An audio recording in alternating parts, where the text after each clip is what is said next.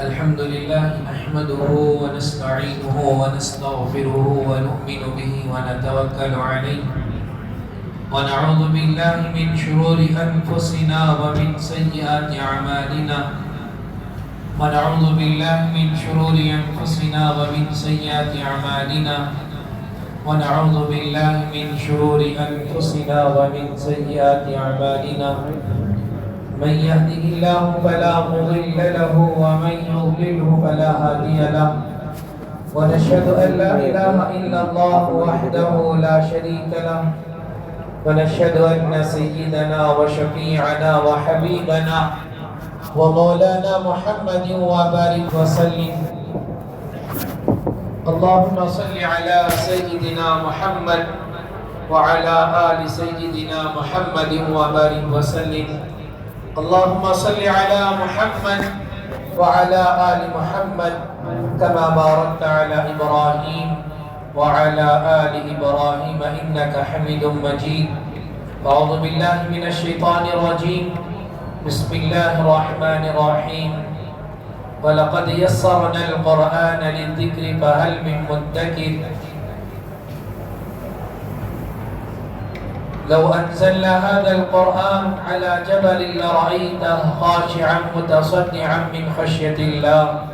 وتلك الأمثال نضربها للناس لعلهم يتفكرون ألف لام ميم ذلك الكتاب لا ريب فيه هدى للمتقين وقال النبي صلى الله عليه وسلم إن الله يرفع بهذا الكتاب أقواما ويضع به آخرين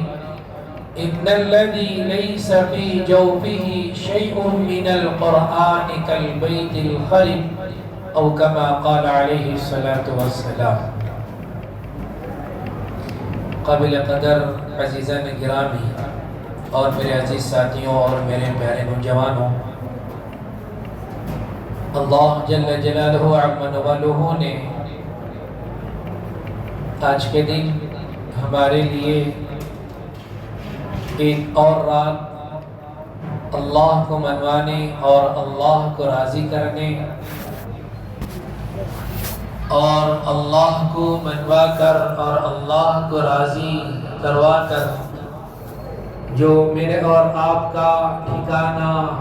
ماوا و ملجا جو جنت ہے، اللہ تبارک و تعالی نے اسی کو پانے کے لیے اور اسی کو حاصل کرنے کے لیے اللہ تبارک و تعالی نے آج کی ایک اور رات میں اللہ تبارک و تعالی نے مجھے اور آپ کو موقع دیا ہے۔ اللہ تبارک و تعالی انسان کو جو موقع دیے ہیں، آدمی اس موقع کو غنیمت سمجھنا چاہیے، اس لیے کہ جو وقت ہے یہ وقت بڑی تیزی کے ساتھ اور اپنی پوری رفتاری کے ساتھ یہ وقت گزر رہا ہے۔ یہ وقت گزرنے میں کسی کا محتاج نہیں ہے، یہ وقت گزرنے میں کسی کو پوچھ کر نہ آگے بڑھتا ہے، نہ کسی کو پوچھ کر یہ وقت کے اندر نہ کمی آتی ہے۔ اللہ تبارک و تعالی نے جو ایک نظام چلا دیا ہے وہ ایک نظام چل پڑا ہے، اور اس نظام کے اندر ذرہ برابر اور رتی برابر بھی کچھ کمی نہیں آتی ہے۔ تو اللہ تبارک و تعالی نے بھی دنیا کا ایک نظام چلا دیا کہ دنیا کا ایک نظام یہ چل پڑا ہے، اور اس کے اندر اللہ نے جو جو اصول اور جو جو قوانین اللہ تبارک و تعالی نے زندگی کے گزرنے میں، وقت کے گزرنے میں اور انسان کے زندگی کے گزرنے میں اللہ تبارک و تعالی نے جو اصول طے کر دیے وہ طے کر دیے، اور جو قوانین بتا دیے وہ بتا دیے۔ ان قوانین کے اندر کوئی کمی بیشی ہرگز بہرگز ہونے والی نہیں ہے۔ اسی لیے اللہ تبارک و تعالی نے انسان کو ایک 11 مہینے گزارنے کے بعد اللہ تبارک و تعالی نے ماہ رمضان کا ایک مہینہ اسی لیے اللہ تبارک و تعالی نے عطا کیا کہ جس کو اللہ تبارک و تعالیٰ نے قرآن مجید کے اندر ایام معدودات کا اللہ تبارک و تعالیٰ نے لفظ اور ایام معدودات کے جملے سے اللہ تبارک و تعالیٰ نے اس ماہ رمضان کو ذکر کیا ہے کہ جس طرح اگر ہمارے ہاں کوئی تقریب ہو، شادی بیاہ کی کوئی تقریب ہو اور کوئی مسئلہ ہمارے درپیش ہو تو وہ وقت جیسے جیسے آتے رہتا ہے ہم کو ذمہ داری کا احساس بڑھتا چلا جاتا ہے، اور ہم ہی بعض مرتبہ جو کسی کا نکاح ہونے والا ہو، نوشو بننے جا رہا ہے تو پتہ نہیں کہ اس کا وقت جتنا جیسا قریب آتا رہتا ہے اور اس کو ویسے ہی الفاظ سے اس کو اور زیادہ بعض مواقع پر اس کی دوست و احباب اتنا ہی اس کو ڈرایا کرتے ہیں۔ عموماً ہوتے ہیں نا، بیٹا ہوگا تیرا وقت بالکل کتنا آزاد تھا، کیا آزاد تھا، کیا کر لیا، ہوگا سو ہو گیا، اب وقت تیرا بالکل کیا ہے، قریب ہے۔ تو اسی طرح اللہ تبارک و تعالیٰ نے بھی جس طرح ایک انسان کہتا ہے کہ جب اسے پوچھے تو وہ کہتا ہے ہاں بالکل گنے چنے چند دن ہیں، اس کے بعد پھر یہ تقریب والا عمل میں شامل ہو جاؤں گا اور پھر یہ تقریب ہمارے ہاں سجے گی اور رچے گی، پتہ نہیں جو کچھ ہوگا سب کچھ ہوگا۔ اللہ تبارک و تعالیٰ نے بھی اسی طرح ماہ رمضان کو اللہ تبارک و تعالیٰ نے قرآن مجید کے اندر شہر رمضان الذي انزل فيه القرآن هدى للناس وبينات من الهدى والفرقان فمن شهد منكم الشهر فليصم ومن كان مريضا او على سفر فعدة من ايام اخر۔ اللہ تبارک و تعالیٰ نے اس کو بیان کرنے کے بعد اللہ نے اگلے فرمایا کہ ایام معدودات، اللہ نے کہا کہ یہ دن گنے چنے دن ہے، معدودہ، اس طرح کہتے ہیں کہ انگلیوں پر گنا جا سکتا ہے، اتنے دن ہے اور اتنے ایام ہیں۔ اللہ تبارک و تعالیٰ نے بھی ماہ رمضان کو ایام معدودات کے لفظ یاد کیا، اسی لیے اب ہم ہی دیکھ لیں، ہم ہی کہہ رہے ہیں کہ بھی رمضان کیسا آیا اور کیسا چلا گیا ہم کو معلوم ہی نہیں ہوا اور پتہ ہی نہیں چلا، اور یہ رمضان ہمارے سے کیا ہے، دور ہوتا چلا جا رہا ہے، خود ہم ہی کہہ رہے ہیں۔ ایسے ہی اللہ تبارک و تعالیٰ بھی کہہ رہے ہیں کہ اے میرے بندوں، یاد رکھو کہ ہم نے جو تم کو یہ مہینہ عطا کیا، یہ مہینے کی راتیں چند راتیں ہیں، یہ مہینوں کے دن چند دن ہے، اور ان مہینوں کے اندر جو ایک مخصوص عبادت ہے وہ مخصوص عبادت بھی چند دن کی ہے، اور تم ان دنوں کے اندر جو تلاوت کلام اللہ کو سنتے ہیں، یہ تلاوت کلام اللہ کا سننا بھی اللہ تبارک و تعالیٰ کہتے ہیں کہ چند دن ہے، ایام معدودات، جتنی اس مہینے کے اندر عبادتیں ہیں اللہ کہہ رہے ہیں کہ ایام معدودات، چنندہ انگلیوں پر گنے جانے والے ایام ہیں، یہ دن ہے، لیکن اللہ تبارک و تعالیٰ نے یہ گنے چنے جو ایام ہیں، اللہ تبارک و تعالیٰ نے ان ایام کو، ان دنوں کو اللہ تبارک و تعالیٰ نے دیگر دنوں کے مقابلے میں اللہ تبارک و تعالیٰ نے ان دنوں کے اندر اعمال کے اعتبار سے اللہ اس کے اندر بہت ہی طاقت کو چھپا کر اللہ تبارک و تعالیٰ رکھے ہیں۔ ان دنوں کے اندر دیگر ایام کے مقابلے میں جو عبادتیں کی جاتی ہیں، ان عبادتوں کی جو تاثیر ہوتی ہے وہ تاثیر الگ، اور ان دنوں کے اندر عبادت کرنے کی تاثیر الگ، ان دنوں کے اندر صدقہ خیرات کرنے کا مسئلہ الگ، ان دنوں کے اندر اللہ کی طرف سے اجر دینے کا معاملہ الگ، اور اجر کتنا دیں گے دیگر ایام میں وہ الگ، اور ان دنوں میں اللہ تبارک و تعالیٰ صدقہ خیرات، زکوٰۃ، صدقہ فطر جو کچھ ادا کرنا، اس پر اللہ تبارک و تعالیٰ جو دینے کا اللہ نے وعدہ جو اجر لیا ہے ان دنوں کے اندر الگ ہے۔ واللہ یضاعف لمن یشاء، اللہ تبارک و تعالیٰ جتنا چاہتے ہیں اللہ تبارک و تعالیٰ اتنا نوازتے ہیں۔ اللہ کے ذات میں اور اللہ کے خزانے میں کوئی کمی نہیں آتی۔ اسی لیے حدیث قدسی کے الفاظ ہیں، ایک بڑا میدان ہو، پورے بڑے میدان کے اندر پوری کی پوری دنیا مل کر اس میدان میں آ جائے اور میدان میں آ کر اللہ تبارک و تعالیٰ کی آواز، اللہ تبارک و تعالیٰ کے دربار الہی میں سب متوجہ ہو کر آوازاری کرتے ہوئے انسان کی جو کچھ بڑی سی بڑی خواہشات کیوں نہ ہو جائے، ان تمام تر خواہشات کو پوری انسانیت ایک میدان میں آ جائے اور ایک میدان میں آ کر اللہ سے اور پوری خواہشات کا اظہار کرے، اور پوری کی پوری خواہشات کا اظہار کرنے کے بعد اللہ تبارک و تعالیٰ جو دلوں کے اندر جو لوگوں نے جن لوگوں نے جو خواہشات کا اظہار کیا ہے، اللہ ان تمام تر خواہشات کو پورا بھی کر دے۔ پورا کر دینے کے بعد بھی اللہ تبارک و تعالیٰ کے ذات میں اور خزانے میں اور اس کی کبریائی میں اور اس کی بڑائی میں اور اس کی علو شان میں ایک رائی کے دانے کے ذرے کے برابر بھی کچھ کمی نہیں آتی ہے۔ اگر مانگ لے اور اللہ دے دے تب بھی کچھ کمی نہیں آتی، اور اگر پوری کی پوری دنیا بھی کیا ہو جائے، اللہ کی نافرمان ہو جائے، اور نافرمان ہو جانے کے باوجود بھی اس پر بھی اللہ کی ذات پر کوئی اثر نہیں پڑنے والا، اللہ کے خزانے میں کچھ اثر پڑنے والا نہیں ہے۔ ما عندکم ینفد وما عند اللہ باق۔ اللہ تبارک و تعالیٰ نے فرمایا کہ جو کچھ تمہارے پاس جو خزانے ہیں یہ تمہارے خزانے ختم ہو جائیں گے، لیکن اللہ کے پاس جو خزانے ہیں وہ خزانے ہمیشہ ہمیش ہیں، وہ خزانے کبھی ختم ہونے والے نہیں ہیں۔ اللہ نے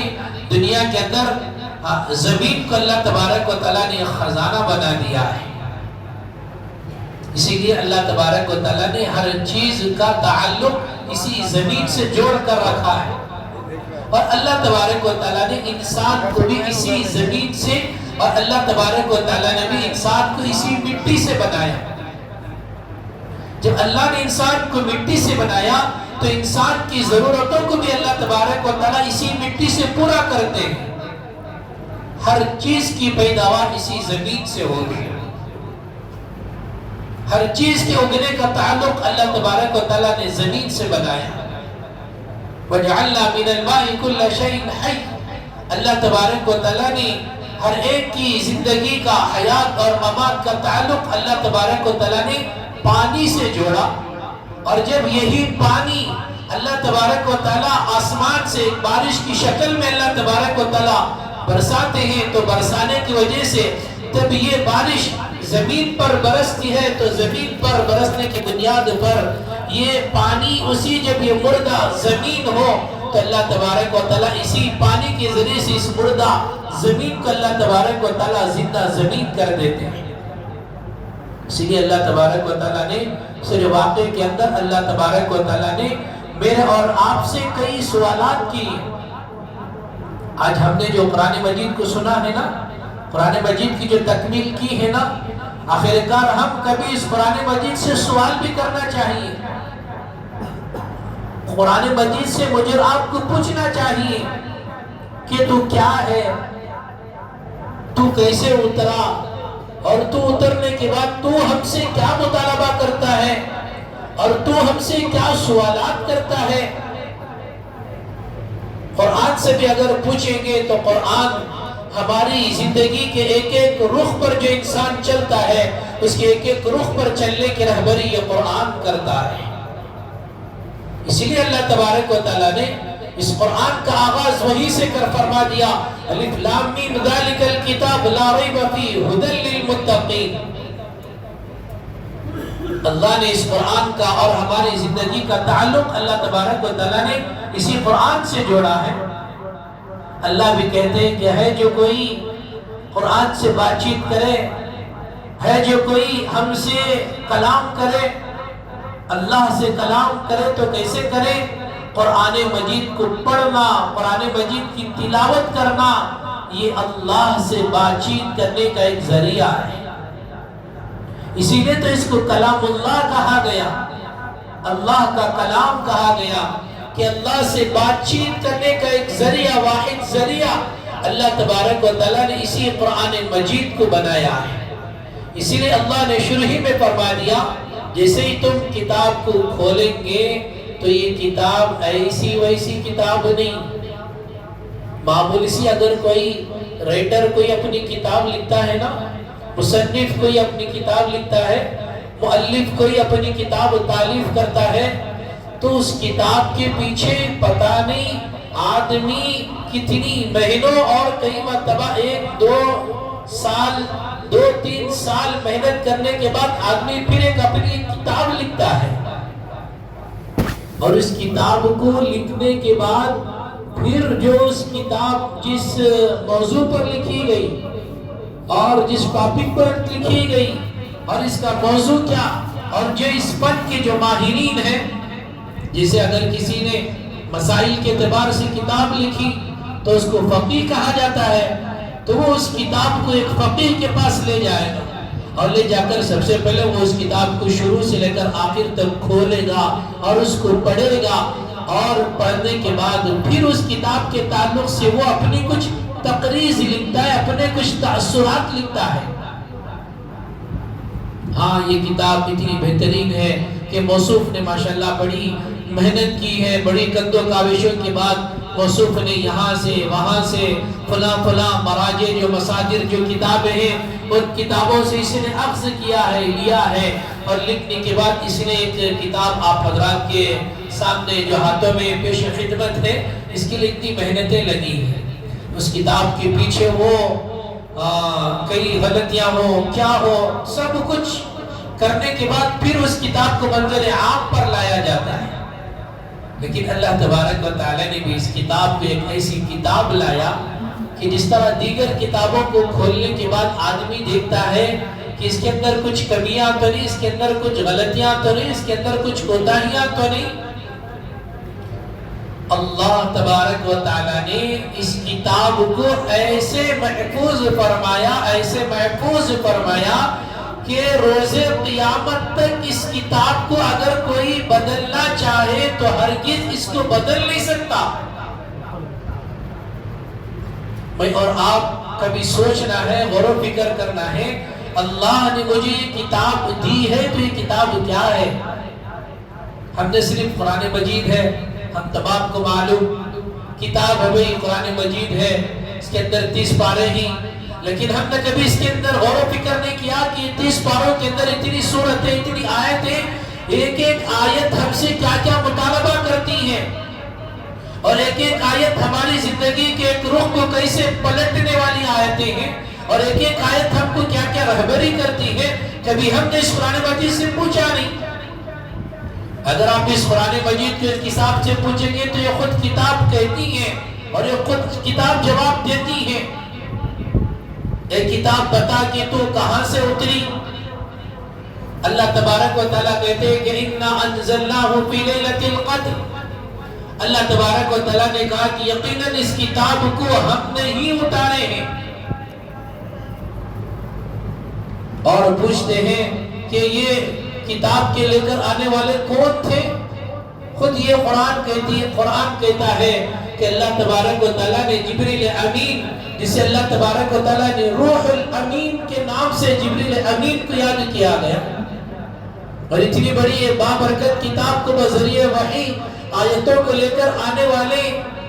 جس طرح اللہ تبارک و تعالیٰ نے تمام انبیاء اکرام علیہ السلام میں میرا اور آپ کے نبی کو سب سے افضل البشر اور سب سے افضل الانبیاء بنایا، اور انسانیت میں سب سے افضل انسان بنایا، اور افضل انسان بنانے کے بعد اللہ تبارک و تعالیٰ نے اسی کتاب کو جب اتارنا چاہا تو اللہ تبارک و تعالیٰ نے میرے اور آپ کے نبی کی ذات کا انتخاب کیا، کہ جس طرح یہ قرآن مجید تمام تر کمیاں کم و پیشیوں سے یہ بالکل پاک و صاف، اسی طرح اس قرآن مجید کو جس شخصیت پر اتارا جا رہا ہے اس کتاب کی طرح اللہ کے نبی صلی اللہ علیہ وسلم کی زندگی بھی ایک کتاب کی طرح ہے. نبی کی زندگی کو کھول کر دیکھنے نہ پیچھے نہ آگے اور بہت پیچھے دائیں بائیں جانب جو کچھ بھی نہیں, نبی کی کتاب کو کھول کر پڑھیں گے تو نبی کی کتاب میں ہمیں کچھ غلطیاں اور کبھی کچھ کوتاہیاں ہمیں نہیں ملیں گی. اسی لیے جس طرح قرآن مجید کا اللہ تبارک و تعالیٰ نے سراپا ہدایت کا ذریعہ اللہ نے اسی قرآن مجید کو بنایا. سراپا اللہ تبارک و تعالیٰ نے اس قرآن مجید کو ہدایت کا ایک واحد ذریعہ اللہ تبارک و تعالیٰ نے اس کتاب کو بنایا ہے. تو ایسے ہی اللہ تبارک و تعالیٰ نے آخر میں پوری انسانیت کے لیے ایک نمونہ اللہ تبارک و تعالیٰ نے میرے اور آپ کے نبی کی ذات کو بنایا. لقد كان لكم في رسول الله اسوة حسنة. اللہ نے نبی کی ذات کو اللہ نے جہاں پر اسوہ بنایا, نمونہ بنایا. اور جب اللہ تبارک و تعالیٰ نے اسی نبی پر جب اس کتاب کو بھی اتارنا چاہا تو اللہ تبارک و تعالیٰ نے اس کتاب کو بھی جس طرح اللہ نے میرے نبی کو ملک عرب کے اندر پورے نوجوانوں میں سب سے الگ تھلگ نوجوان بنایا. پورے نوجوانوں کے اخلاق کے اعتبار ایک طرف, میرے اور آپ کے نبی کے اخلاق ایک طرف, پورے ملک عرب کی تجارت ایک طرف, میرے نبی کی تجارت ایک طرف, میرے پورے نبی کی ملک عرب کی پوری خوبصورتی ایک طرف اور میرے نبی کی خوبصورتی ایک طرف اور میرے نبی کا پوری زندگی اپنے اہل و عیال کے ساتھ زندگی گزارنا اور صحابہ کے ساتھ گزارنا, معاملات کے اعتبار سے ہو, معاشرت کے اعتبار سے ہو, اخلاقیات کے اعتبار سے ہو, یہ پورے ملک عرب کی یہ پوری عبادات کو ایک طرف رکھا جائے اور میرے نبی کی پورے عبادات کو ایک طرف رکھا جائے تو کوئی ان کا مقابلہ نہیں کر سکتا ہے. اللہ تبارک و تعالیٰ نے ایسے ہی اسی ذات پر اسی شخصیت پر اللہ تبارک و تعالیٰ نے ایسے ہی ایک کتاب کو قرآن مجید کو اتارا کہ پوری دنیا کی کتابیں مل کر بھی اس قرآن مجید کی جو چھوٹا سا واحد قرآن مجید ہے اس کتاب کا کوئی مقابلہ نہیں کر سکتا ہے. ارے اب ہم کیا کہیں, اب ہم کیا سنیں. اللہ تبارک و تعالیٰ نے پہلے ہی سے اس قرآن مجید کے اندر اس کی حقانیت کو اور اس کی صداقت کو اور اس کی سچائیت کو اور اس کے برحق ہونے کو اور اس قرآن مجید کے ایک معجزہ ہونے کو اللہ تبارک و تعالیٰ نے اللہ کے نبی صلی اللہ علیہ وسلم کے زمانے ہی میں اللہ تبارک و تعالیٰ نے بیان کر دیا اور اس کی کھلم کھلا اللہ تبارک و تعالیٰ نے وضاحت کر دی. اِنَّا أَنزَلْنَاهُ قُرْآنًا عَرَبِيًّا لَعَلَّكُمْ تَعْقِلُونَ وَإِنَّهُ فِي أُمِّ الْكِتَابِ لَدَيْنَا لَعَلِيٌّ حَكِيمٌ. اللہ تبارک و تعالیٰ نے کئی آیتوں کے اندر اللہ نے اس کتاب کی وضاحت اور اس کی حقانیت کو اللہ تبارک و تعالیٰ نے کھول کر واضح کیا ہے. اسی لیے اللہ تبارک و تعالیٰ نے اس قرآن مجید کو بھی جب چھونے کا حکم دیا تو یہ اتنی بڑی بابرکت کتاب کہ آپ بغیر وضو کی اس کو چھو نہیں سکتے ہیں. اللہ تبارک و تعالیٰ نے ایک طہارت کا حکم دے کر بتا دیا کہ یہ کتاب کی عظمت اور اس کی رفعت اور اس کی بلندی کتنی ہے. اور اللہ تبارک و تعالیٰ نے اسی قرآن مجید کو اللہ تبارک و تعالیٰ نے جب ایک اتارنے کا اللہ تبارک و تعالیٰ نے کسی ایک دن کا انتخاب کرنا چاہا تو اللہ تبارک و تعالیٰ نے اس کتاب کے اتارنے کے دن کا اور رات کا انتخاب اللہ تبارک و تعالیٰ نے آج ہی کی رات جسے شب قدر میں نے ابھی مغرب کے بعد کہ اسی تاخراتوں کی اہمیت اور شب قدر کی تلاش کے اعتبار سے کچھ روایتیں کچھ حدیثیں پڑھ رہا تھا کہ اس میں 2-3 روایتیں ایسے ملی کہ جس میں کئی صحابہ نے اللہ کے نبی صلی اللہ علیہ وسلم کے سامنے سوال بھی کیا تو اللہ کے نبی صلی اللہ علیہ وسلم نے بھی کئی روایتوں میں اسی رات کے ایک شب قدر ہونے کو بلکہ پوری حقیقت کے ساتھ پوری تعین کے ساتھ نہیں اشارتاً اللہ کے نبی صلی اللہ علیہ وسلم نے اس رات کو بھی ایک شب قدر ہونے کی طرف چند اشارات دیے ہیں. اس کی کئی دلیلیں بیان کی گئی. کہ آج یہ 27ویں رات کہا جاتا ہے کہ شب قدر کے اعتبار سے، راتوں کے اعتبار سے دیکھا جائے تو ایک 27ویں رات اور 7ویں رات اس کو کہا جاتا ہے۔ کیوں؟ کس لیے؟ اس کے ایک حق ہونے پر اس کی ایک دلیل علماء نے کئی دلیلوں کا انبار پیش کیا ہے کہ اللہ تبارک و تعالیٰ نے ساتوں زمین کو اللہ تبارک و تعالیٰ نے آسمان بنائے تو اللہ تبارک و تعالیٰ نے 7 آسمان بنائے، اور جب اللہ تبارک و تعالیٰ نے دیگر اور کئی چیزوں کو اللہ تبارک و تعالیٰ نے بنایا تو انہی 7 دنوں کا انتخاب کیا، اور اللہ تبارک و تعالیٰ نے جو ہماری زندگی گزر بسر ہو رہی ہے یہ دنوں کی تعداد بھی اللہ تبارک و تعالیٰ نے 7 دنوں کو قرار دیا گیا کہ اتوار سے لے کر پھر ہفتے جب جو دن آئیں گے یہ 7 دن آئیں گے۔ پھر اللہ تبارک و تعالیٰ نے خلق السماوات السبع والارضین، اللہ تبارک و تعالیٰ نے 7 زمین اور 7 آسمان کے بنانے میں بھی اللہ تبارک و تعالیٰ نے 6 سے اور 7 دن کا اللہ تبارک و تعالیٰ نے وقت لیا ہے، اور کئی استے رمیے جمرات کا تذکرہ اس کے اندر کیا گیا، اور صفا مروہ کی سعی کا تذکرہ اس کے اندر کیا گیا کہ وہ اس کے اندر یہی تعداد کی سعی تھی، کوشش تھی، اور یہی جمرات کا اس سے تعلق تھا کہ اس کے اندر بھی اتنے کنکریاں لے کر اتنی مرتبہ مارا جاتا ہے۔ تو کئی دلیلیں اس کے سامنے پیش کی گئی۔ بہرحال تو اللہ تبارک و تعالیٰ نے بھی اسی قرآن مجید کو جب اتارنا چاہا تو یہ 27ویں شب جسے شب قدر ہم کہتے ہیں، بلکہ ہم لوگوں کے ہاں، ہمارے ہاں تو ایک ایسے ہی اہتمام ہم کرتے ہیں کہ گویا آج ہی کہ الحمدللہ شب قدر کی رات ہو، ایسے اہتمام ہوتا ہے۔ بہرحال ہونا بھی چاہیے۔ اللہ کے نبی صلی اللہ علیہ وسلم نے بھی ارشاد فرمایا کہ یہ رات اللہ تبارک و تعالیٰ 5 راتوں کے اندر اللہ تبارک و تعالیٰ اس رات کی ہیرا پھیری اور اس کو گھماتے ہیں کہ جو آدمی اس کو تلاش کرے گا کہ تلاش کرنے کے بعد وہ رات ہمیں مل جائے تو مل جائے تو پھر سوچیں کہ ہم نے اس رات کو پا کر بہت کچھ پا لیا، اور اگر ہم نے اس رات کو نہیں پایا تو رمضان کا سب کچھ پا کر بھی سب کچھ نہ پانے کے مانند ہو جائے گا۔ سب کچھ ہم نے کیا ہے، روزے بھی رکھی ہیں، ہم نے تلاوتیں بھی کی ہیں اور سب کچھ کیا، لیکن ہم نے اس رات کا اہتمام نہیں کیا، اس رات کو نہیں پایا، تو سوچو کہ ہم نے اس رمضان کو ایسے ہی سرسری ہم نے رمضان کو گزار دیا ہے۔ ہم نے اٹھے، سحری کر رہے، دن بھر بھوکا رہ رہے، اور افطاری کا ٹائم ہوا تو ہم کھا لیے، پیٹ بھر کر کھا لیے اور تراویح بھی پڑھ لی۔ لیکن یاد رکھیں، میں نے اس سے پہلے بھی کہا تھا کہ اللہ تبارک گزشتہ جمعہ بھی کہ ایک انفرادی عبادت، ایک کی اجتماعی عبادت،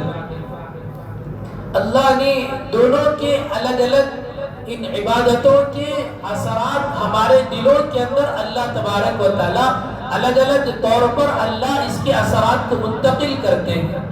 اجتماعی عبادت کریں، اس کے اثرات ایک پورے بھرے مجمع پر الگ ہوتے ہیں، اور اگر کوئی اپنی انفرادی عبادت کرے تو اپنی انفرادی عبادت کے اثرات سب سے پہلے اللہ تبارک و تعالی ہمارے دل پر اتارتے ہیں۔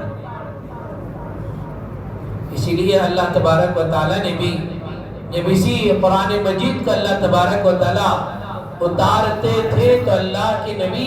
صلی اللہ علیہ وسلم کے دل پر ہی اللہ تبارک و تعالی نے سب سے پہلے اس قرآن مجید کو اتارا۔ ہم تمام کو معلوم ہے کہ اللہ کے نبی صلی اللہ علیہ وسلم پر سب سے پہلے وحی نازل ہونے والی کیا ہے کہ جن نے ہم نے تراویح کے اندر آج کی تراویح میں سورت کو ہم نے سنا، اقرأ بسم ربک الذی خلق خلق الانسان من علق اقرأ وربک الاکرم الذی علم بالقلم علم الانسان ما لم يعلم۔ اسی لیے اللہ تبارک و تعالی نے شروع جملے میں کہا کہ ھدی للمتقین، یہ کتاب کن لوگوں کے لیے ہدایت والی کتاب ہے؟ جو متقی ہوتے ہیں، جو اللہ سے ڈرنے والے ہوتے ہیں۔ اور اللہ کا ڈر، اللہ کا خوف کیا کہا ہے؟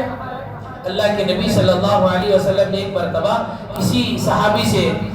کئی چیزوں کی نصیحتیں کرتے رہے کہ تم اس پر عمل پیرا ہونا، تم یہ چیز کریں گے تو لوگوں میں اللہ تمہیں یہ عطا کریں گے، اگر تم یہ کریں گے تو اللہ تبارک و تعالیٰ تمہیں لوگوں میں یہ چیز عطا کریں گے، لوگوں میں تمہاری اس طرح کی مقبولیت، لوگوں میں تمہاری اس طرح کی شہرت، بڑی لمبی طویل حدیث کو اللہ کے نبی صلی اللہ علیہ وسلم نے بیان کیا۔ اور اس کے بعد اس صحابی نے یہ بھی سوال کیا کہ نبی جی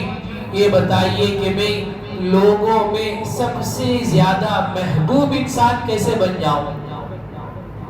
آج کل انسان بلکہ سب کچھ ہمارا اور سب کا یہی معاملہ،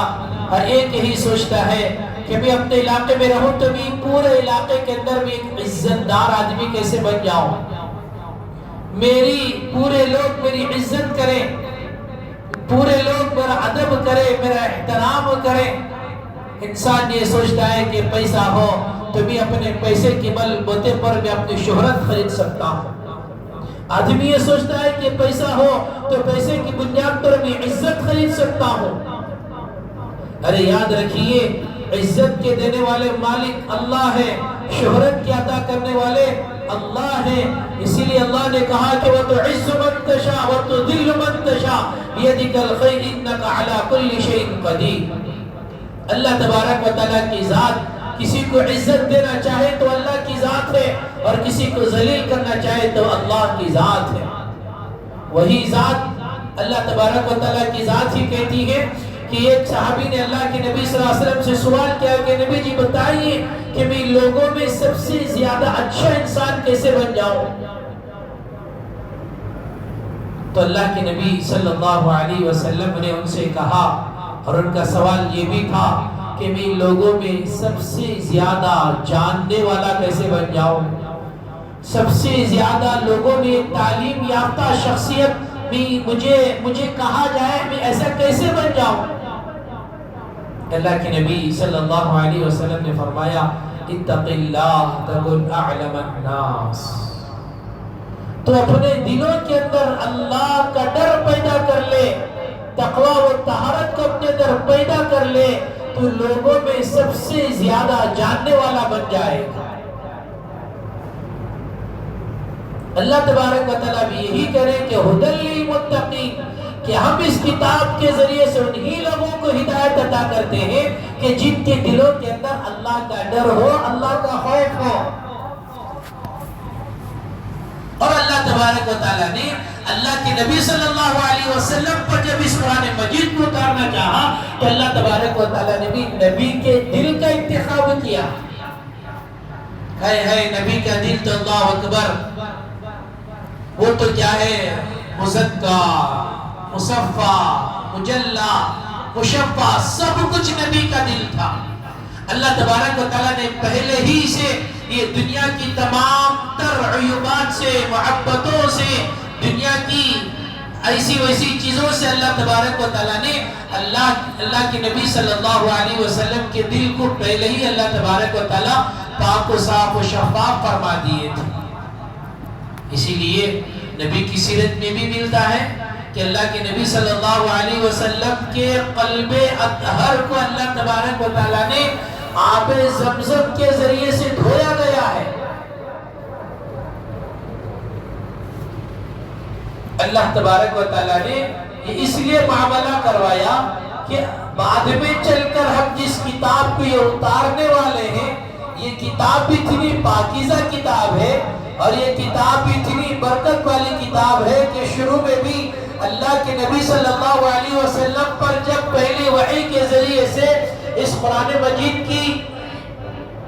چند آیتوں کی جب تلاوت کی جانے لگی تو اللہ کے نبی صلی اللہ علیہ وسلم نے بھی کیا فرمایا؟ لست بقاری، میں پڑھا ہوا نہیں ہوں۔ یہ قرآن ہے، یہ قرآن اسی لیے اللہ تبارک و تعالیٰ ہر ایرے غیرے کے دل میں اللہ یہ دل کو سماتے نہیں۔ اسی لیے ہم دیکھتے ہیں کہ حفاظ کی اور علماء کی تعداد کو ہم اپنے علاقے میں کتنے حافظ ہیں ان کو گن سکتے ہیں،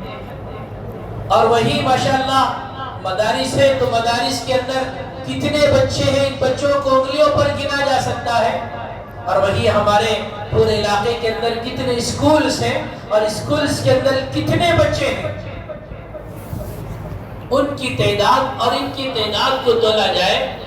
تو جلدی آسانی کے ساتھ انگلیوں پر گنے جانے والی تعداد یہ حفاظ کی، یہ مدارس کے اندر پڑھنے والے یہ طلبہ اکرام کی ہوتی ہیں. یاد رکھیں اللہ تبارک و تعالیٰ جسے چاہتے ہیں اسے ہی اللہ تبارک و تعالیٰ اپنے کلام کو ہمیں اللہ ان کے سینوں کے اندر محفوظ کرنے کے اللہ تبارک و تعالیٰ انہی لوگوں کو ہدایت دیتے ہیں، اور وہی جو اسے قرآن مجید کو حفظ کر کر اسی حافظ قرآن کا مصداق بنتے ہیں، جنہیں اللہ تبارک و تعالیٰ ان کا بھی انتخاب کرنا چاہتے ہیں. اللہ نے دنیا کے اندر نبیوں کا انتخاب کیا. ہر ایک کوئی نبی نہیں بن سکتا، ہر ایک اپنی عبادت کے ذریعے سے ولایت کے مقام تک تو ضرور پہنچ سکتا ہے، لیکن ہر ایک کوئی میں بڑا تہجد گزار، میں بڑا پیر، میں پیروں کا پیر، میں پیران پیر سب کچھ ہو کر اگر کوئی نبی کا دعویٰ کرے تو پھر اس کی اس بات کو تسلیم نہیں کیا جائے گا، اس کو تو جھوٹا کہا جائے گا، اسے تکذیب کہا جائے گا، اسے کذاب کہا جائے گا. ارے تو جو بھی کر لے، جتنا بھی کر لے، لیکن تو نبی نہیں بن سکتا. اسی لیے اللہ تبارک و تعالیٰ نے ختم نبوت اسی لیے اللہ تبارک و تعالیٰ نے بنایا کہ ما کان محمد ابا احد من رجالکم ولکن رسول اللہ وخاتم النبیین. اللہ کے نبی صلی اللہ علیہ وسلم کی ذات کو بھی اللہ تبارک و تعالیٰ نے خاتم النبیین بنایا کہ یہ خاتم النبیین ہیں، یہ نبی کے سلسلے کو ختم کرنے والے نبی ہیں، اور اب ان کے بعد کوئی نبی آنے والا نہیں، اور ان کے بعد کوئی نبی پیدا ہوتا بھی نہیں. جب پیداش ہوتا نہیں تو اللہ اکبر ایسے فتنوں کا دور ہے کہ بہت سارے ایسے ہمارے ہندوستان کے اندر نئے جو فتنے آ رہے ہیں تو ان فتنوں کا شکار آسانی کے ساتھ ہوتے چلے جا رہے ہیں. انہیں بھی آ کر بولا ہے کہ میں بھی نبی، مجھے بھی تسلیم کرو. انہیں کوئی آ کر بولا کہ میں مہدی، انہیں آ کر بولا کہ میں حضرت عیسیٰ. پتہ نہیں کہ پھر یہ لوگ جو ان کی پیروی کرنے کے لیے تیار ہو رہے ہیں اور ان کے پیچھے چلنے کے لیے تیار ہو رہے ہیں، تو پتہ نہیں کہ اللہ نے ان کو عقل سلیم دی ہے، لیکن وہ دینے کے باوجود وہ عقل سلیم کا استعمال کر رہے ہیں یا نہیں کر رہے ہیں. بہرحال الگ مضمون ہے. تو اللہ تبارک و تعالیٰ نے بھی ہر اہل غیر کو کوئی اپنی عبادت کی بنیاد پر کوئی نبی نہیں بن سکتا. اللہ جسے چاہتے ہیں اللہ اسی کو نبی بناتے ہیں. اسی لیے نبی کے زمانے میں بڑے کبار صحابہ ہوتے ہوئے اللہ کے نبی صلی اللہ علیہ وسلم کی مبارک نبوت والی زبان مبارک سے کیا نکلا؟ لو کان بعدی نبی لکان عمر. اللہ کے نبی صلی اللہ علیہ وسلم نے ارشاد فرمایا کہ عبادت کے اعتبار سے اگر کوئی نبی بننا ہوتا تو اللہ تبارک و تعالیٰ نے مجھے ایسی ایک پاکیزہ مقدس جماعت دی ہے کہ اللہ اکبر ان کی عبادتوں کے متعلق کیا کہا جائے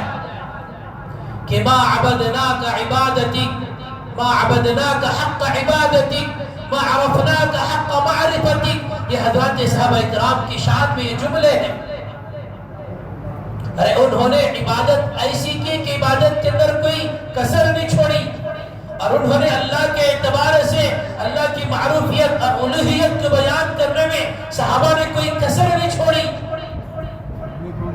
اس کے باوجود اللہ کے نبی صلی اللہ علیہ وسلم کہتے ہیں کہ اگر کوئی عبادتوں کے اعتبار سے اور اگر کوئی اپنے نیک اعمال کی بدولت نبی بنتا تو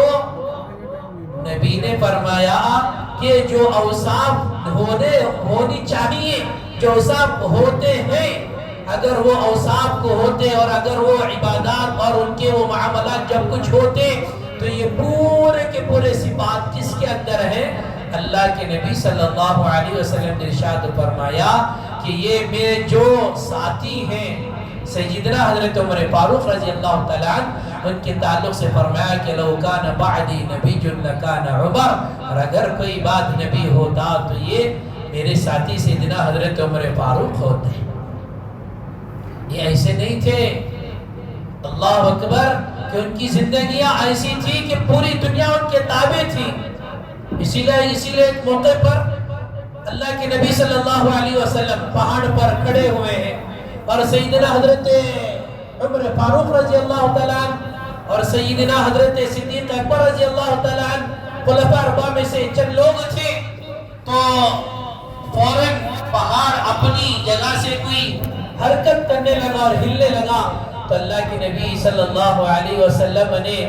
اپنے پیر سے اس پہاڑ کو مار کر کہا کہ تجھے شرم نہیں آتی تو حرکت کرتا ہے؟ کہ تیرے پیٹھ پر کون کھڑے ہیں؟ تیرے پیٹھ پر ایک صدیق کھڑا ہے اور تیرے پیٹھ پر 2 شہید کھڑے ہوئے ہیں. اتنی بڑی شخصیتیں کھڑنے کے باوجود تو اپنی حرکت کرتا ہے. جیسے ہی اللہ کے نبی صلی اللہ علیہ وسلم کا ایک جملہ نکلنا تھا، وہ پہاڑ اپنی حرکت کرنا بند کر دیا،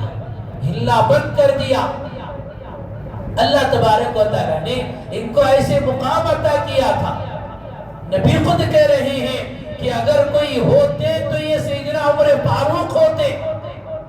اللہ نے ان کے اندر وہ اوصاف، وہ صفات کا اللہ تبارک و تعالیٰ نے ان کے اندر نوازا تھا.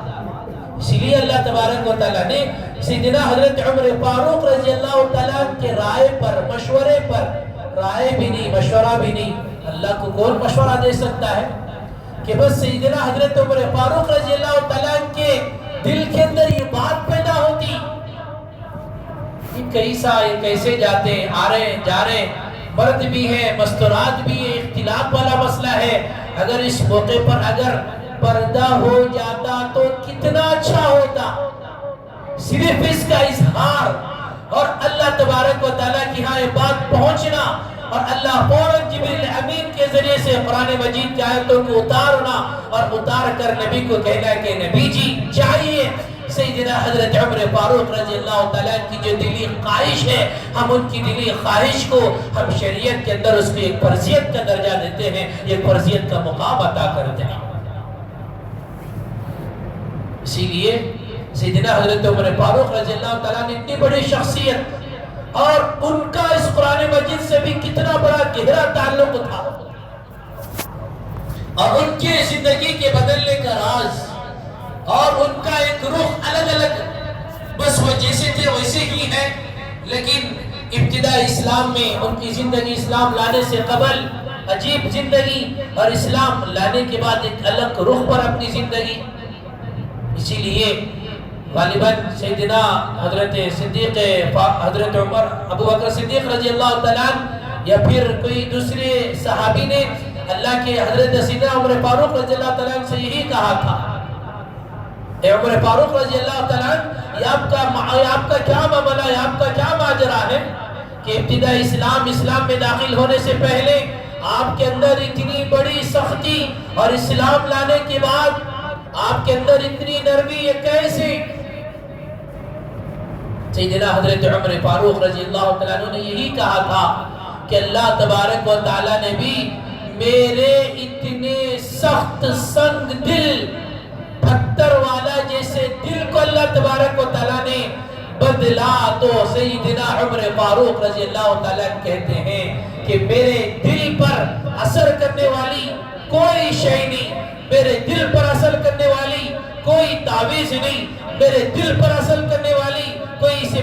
بڑی طاقتور چیز کوئی نہیں. میرے دل پر اثر کرنے والی، میرے پتھر دل کو موم کی طرح پگھلا دینے والی اگر کوئی چیز تھی تو وہ قرآن مجید تھا.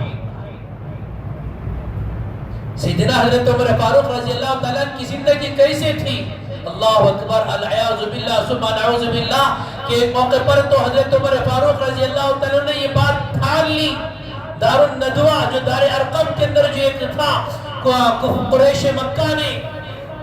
اللہ کے نبی صلی اللہ علیہ وسلم کے لیے نعوذ باللہ ان کے قتل کے لیے بہت ساری سازشیں کر ڈالی اور کر ڈالنے کے بعد کچھ نہیں ہوا. تو دار ارقم کے اندر انہوں نے بیٹھ کر دار الندوہ ان کا ایک مشورے کی ایک میٹنگ ہال جسے کہا جاتا ہے، میٹنگ ہال بنا لیا گیا تھا، اور بیٹھ کر پورے کے پورے بڑے سے بڑے کفار دشمنان اسلام نے بیٹھ کر اب طے کر لیا، مشورہ کر لیا کہ اب آر نہیں تو پار، کچھ نہ کچھ العیاذ باللہ جو محمد ہے صلی اللہ علیہ وسلم، اب ان کو اس صفحہ ہستی سے ہی مٹا دیں گے، تو پھر ملک عرب کے اندر اور کوئی مذہب اور کسی اور اسلام کا اور کوئی چرچا نہیں، کوئی پرچہ کچھ نہیں ہوگا۔ جب ان بڑے بڑے سردار نے رؤساء نے بیٹھ کر مشورہ کر لیا تو سیدنا حضرت عمر فاروق رضی اللہ تعالیٰ عنہ اس مشورے کے اندر تھے۔ ابھی عمر فاروق ہے رضی اللہ عنہ نہیں بنے ہیں، جب بھی مشورہ ہوا تو مشورے ہو جانے کے بعد اسی لیے باطل طاقتیں جو باطل سازشیں ہوتی ہیں ان کا کام ہی یہی ہوتا ہے کہ بس مد مقابل کے لیے لوگوں کے لیے آپس میں ورغلانا اور ان کے اندر جوش کو پیدا کرنا، خروش کو پیدا کرنا۔ آج کل ہم بھی دیکھ رہے ہیں کہ ہمارے ملک کے اندر بھی جہاں کہیں پر وقتاً فوقتاً شور شرابہ توڑنا پھوڑنا جو ہوتا ہے، یاد رکھیے اس کے پیچھے جو ایک بڑی ٹیم ہے، وہ ٹیم کا کام ہی یہی ہے کہ ان نوجوانوں کو لے کر ان نوجوانوں کو نہ ان کے آگے کو بتانا نہ پیچھے کو بتانا، کچھ نہیں، صرف ان کو ایک ہی ٹارگٹ بنا دیا جاتا ہے کہ ان کے ذہنوں کے اندر صرف غلاظت ہی غلاظت بھری جاتی ہے، کہ ان کے ذہنوں کے اندر صرف تعصب ہی تعصب بھرا جاتا ہے، اور ان کی دشمنیوں اور ان کے دماغوں کے اندر صرف دشمنی ہی دشمنی بھری جاتی ہے، اور بھرنے کے بعد ان کو اندر سے ایسے ورغلا دیا جاتا ہے کہ پھر اگر جیسے ہی وہ اس کو دیکھتے ہیں تو ایسا سمجھتے ہیں کہ ہاں اب اس کو ختم کر دینا، توڑ دینا، پھوڑ دینا۔ جو کچھ آج کل ہم دیکھ رہے ہیں تو یہی معاملہ اور یہی ہمارے ملک کے اندر بھی یہی ایک سلسلہ چل رہا ہے۔ آج سے چند سال قبل اس طرح کا معاملہ نہیں، لیکن اب ہو رہا ہے، تو اس کے پیچھے ایسی باطل طاقتوں کی محنتیں ہو رہی ہیں۔ ایسے ہی اللہ کے نبی صلی اللہ علیہ وسلم کے قتل کے نعوذ باللہ راتوں رات بیٹھ کر مشورے کیے گئے، اور مشورے کیے جانے کی بات سیدنا حضرت عمر فاروق رضی اللہ تعالیٰ عنہ اس مشورے کے اندر بڑے جوش و خروش کے ساتھ انہوں نے بھی کہا کہ جب آپ ہمیں اپنی غیرت کو اتنا جگا رہے ہیں، ہمیں اندر سے اتنا جگا رہے ہیں، تو انہوں نے بھی بڑے جوش و خروش کے ساتھ کہہ دیا کہ اب میں اٹھوں تو اٹھوں، اب میں تلوار لے کر نکلوں تو نکلوں، اور نکلنے کے بعد میں سیدھا جاؤں تو اللہ کے نبی صلی اللہ علیہ وسلم کے پاس جاؤں، والعیاذ باللہ ثم نعوذ باللہ، کہ نبی کو قتل کر دوں، پھر پورا معاملہ پورا ماجرا ہی ختم۔ اسی نیت، اسی غرض و نیت کے ساتھ سیدنا حضرت عمر فاروق رضی اللہ تعالیٰ نکلتے ہیں۔ اسی لیے اللہ تبارک و تعالیٰ بندوں کو، جب کسی بندے کو اللہ تبارک و تعالیٰ ہدایت عطا کرنا چاہتے ہیں تو اللہ تبارک و تعالیٰ کی رحمت بہت بڑی ہوتی ہے، بہت بڑی وسیع ہوتی ہے۔ اسی لیے کہا گیا کہ رحمت حق بہا نمی جویت، اللہ تبارک و تعالیٰ کی رحمت جب کسی بندے کو مغفرت کرنا چاہتی ہے تو اللہ تبارک و تعالیٰ کی ذات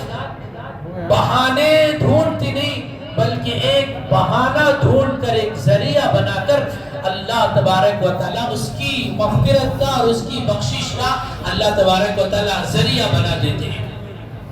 اسی لیے تاریخ کے اندر بڑے دو مشہور واقعات بیان کیے گئے ہیں کہ ان میں سے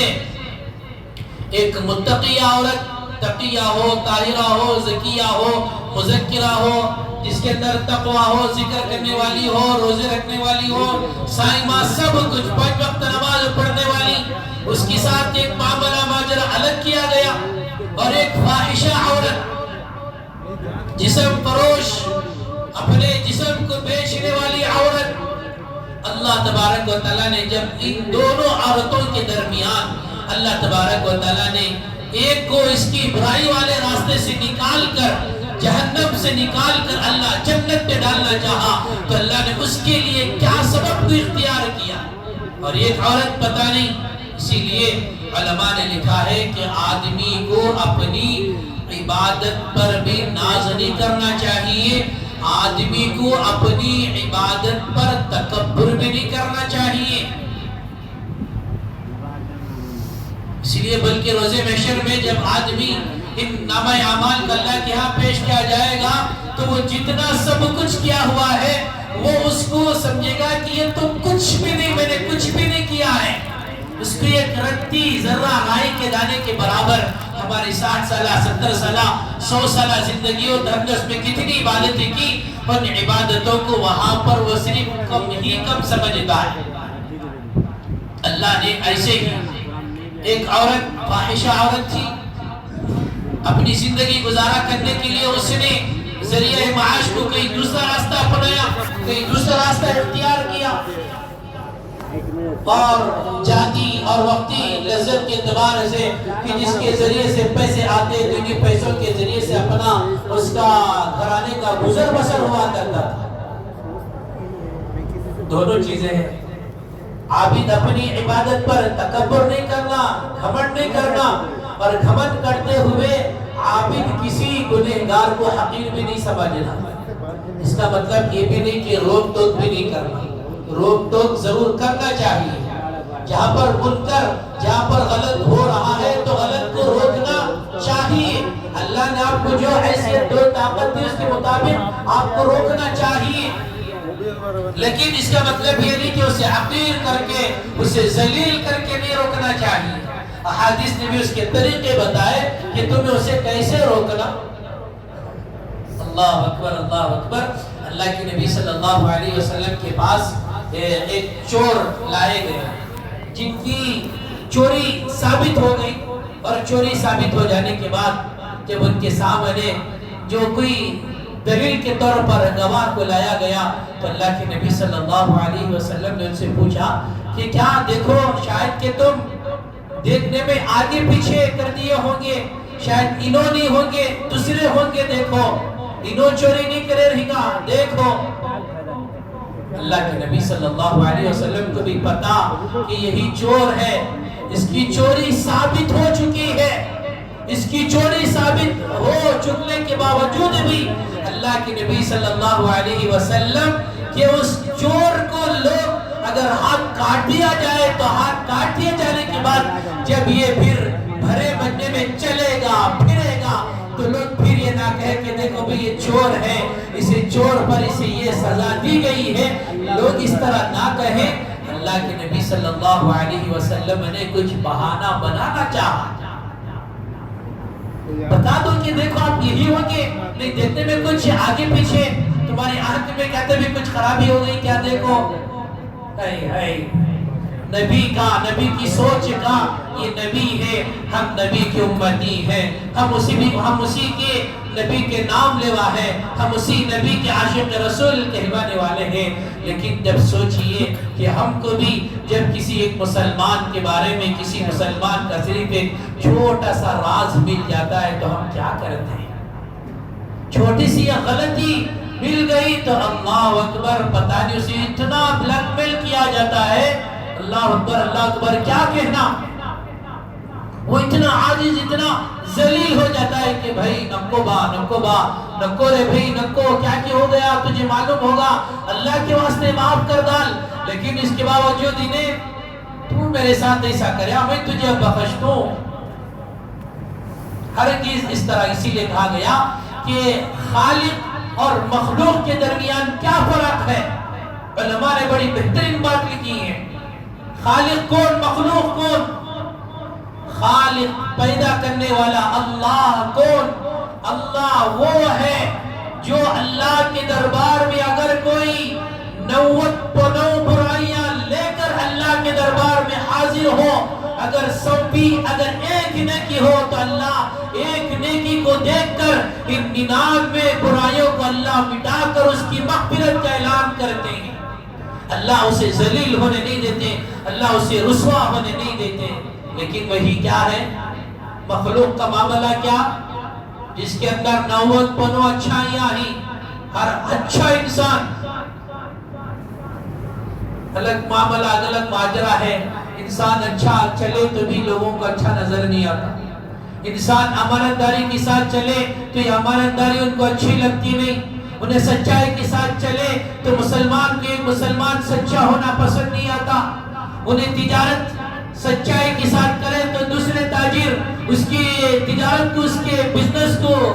گرانے پر تلے ہو جاتے ہیں اور اس کی تجارت کو ختم کرنے کے لیے بڑی بڑی سازشیں رچی جاتی ہیں. انہیں کیسا بھائی کوئی کم منافع رکھ کر اپنے مال کو نکل رہا ہے, اپنے مال کو ختم کر رہا ہے, وہ بھی ہضم نہیں ہوتا.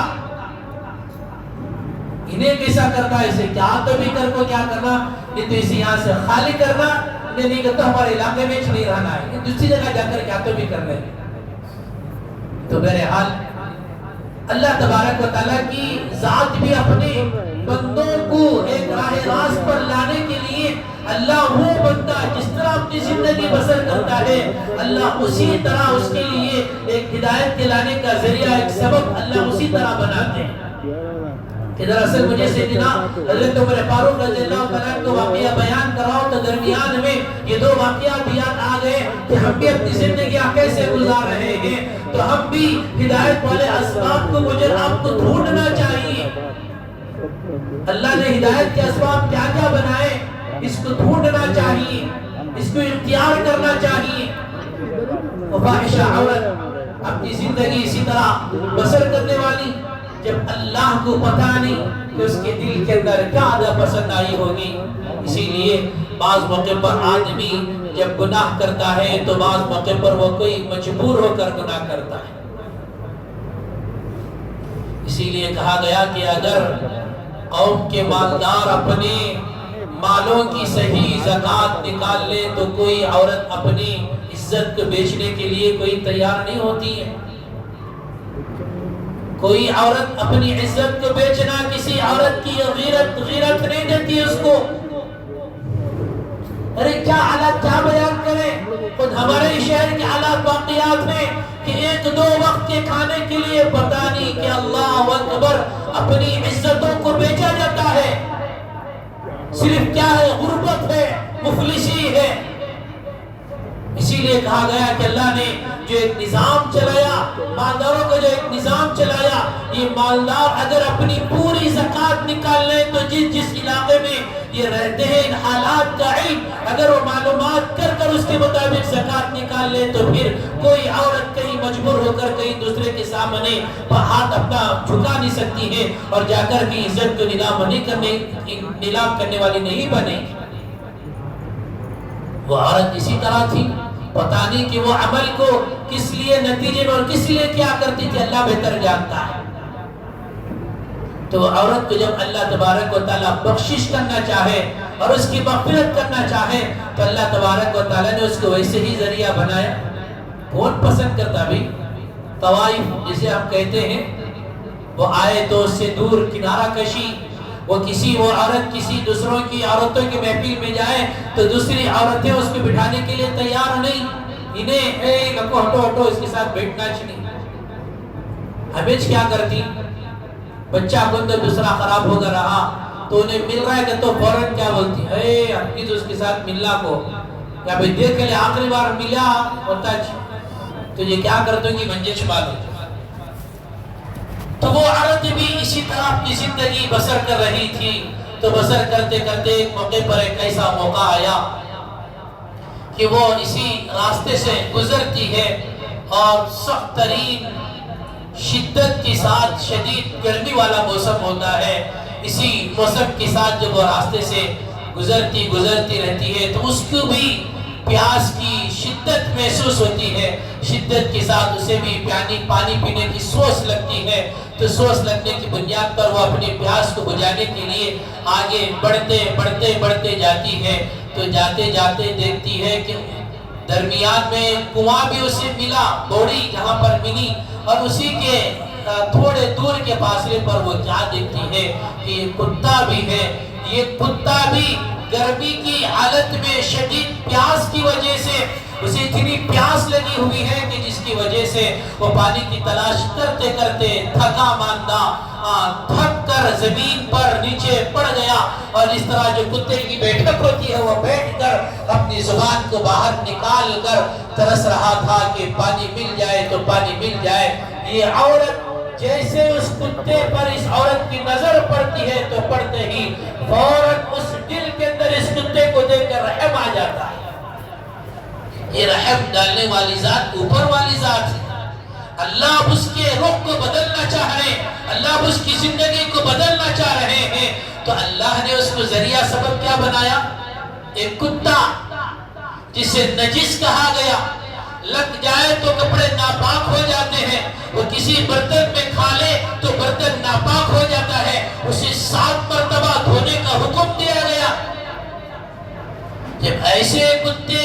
پر اس عورت کی نظر پڑی تو عورت کی نظر پڑنے پر وہ عورت گئی، اور جانے کے بعد اس کے پاس کوئی ڈول بھی نہیں، ڈول کا تو ہمارے زبان میں آج کل پنگی بھی نہیں، رسی بھی نہیں، کیا بھی نہیں، تو پھر اس نے دیکھا کہ اس کے پاس ایک دوپٹہ تھا، اوڑھنی تھی، اور وہ کچھ موزہ کی، جوتا کی، کیا کی پہن کو تھی، اور پہننے کے بعد اس نے اس کو باندھا، اور باندھ کر اس نے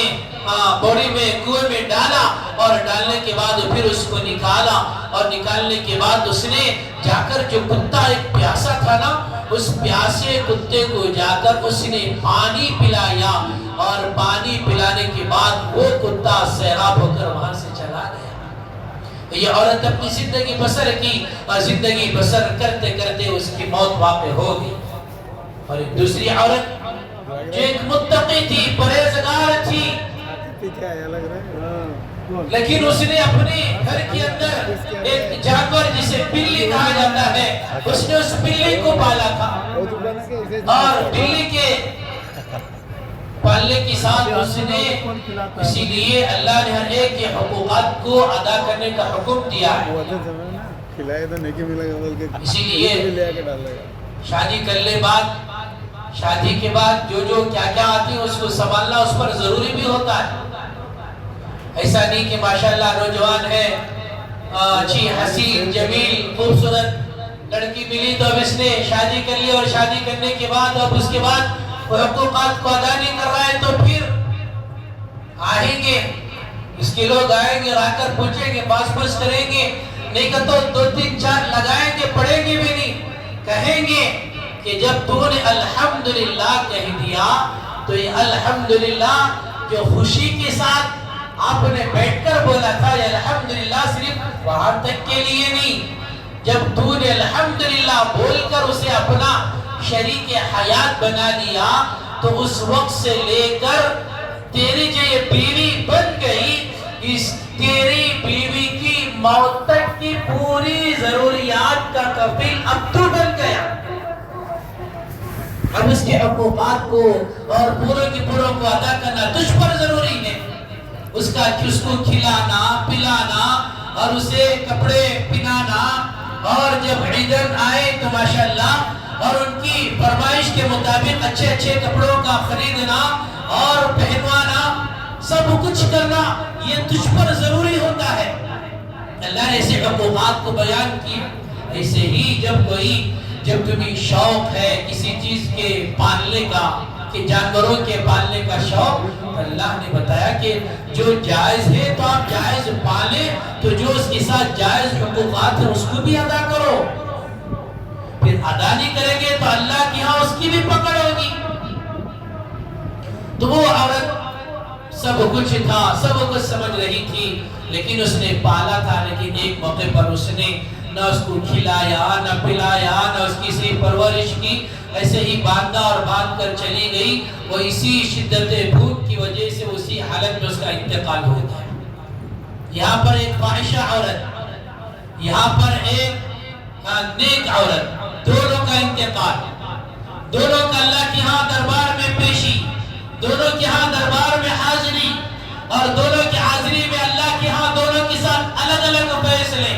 دنیا کے اندر لوگ یہ سمجھ رہے تھے کہ یہ عورت جہنمی ہے، لوگ یہ سمجھ رہے تھے کہ یہ عورت جنتی ہے، لیکن اللہ کے فیصلے کچھ الگ ہوتے ہیں۔ اللہ نے پھر اس عورت کو بلایا، اس عورت کے بلانے کے بعد جب اس کا میزان عدل ہوگا اور جب اس کا حساب کتاب شروع ہوا تو اللہ تبارک و تعالیٰ نے اسے سب کچھ اللہ کی ذات کے سامنے ہماری پوری زندگی ایک کتاب کے مانند ہے، کیا بھی کچھ بولنے کی ضرورت ہی نہیں۔ اسی لیے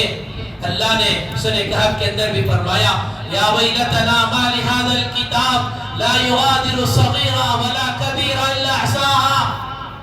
اللہ اپنے ہمارے ساتھ آخر کار کیسے فرشتوں کو پیچھے لگا دیا تھا، ہمیں کیا کر کوئی سب کچھ یہ ہمارے سامنے نام اعمال میں کتاب کی شکل میں لکھ کر ہمارے سامنے پیش کیا جا رہا ہے۔ یہ بھی کریا تھا، چھپ کو کریا تھا، بھی سمجھا تھا یہ کسے بھی معلوم نہیں، یہ میری جوروں کو بھی معلوم نہیں، ایسا کرتا تھا۔ اللہ یہ بھی میرے سامنے ہے، آخر کاری کیا ہے؟